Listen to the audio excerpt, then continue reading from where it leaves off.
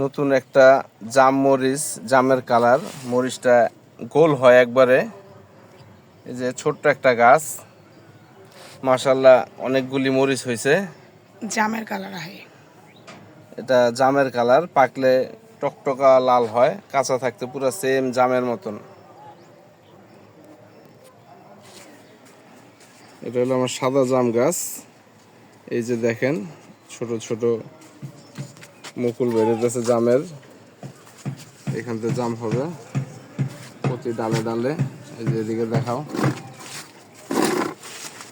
এই যে এদিকে প্রতি ডালে ডালে আছে।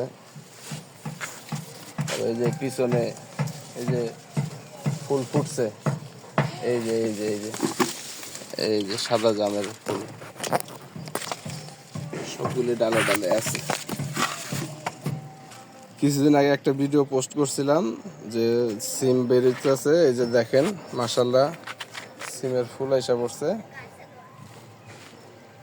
আর ওই যে দিকে দেখো এগুলো ফুল আসবো। আমার ছাদ বাগানের শসা ফুল দিছে, এটার বড় হইব না, ছোট থাকতেই শসাটা সিঁড়ি গাছ থেকে। এই যে এখানে বল্লায় ফুল দিছে।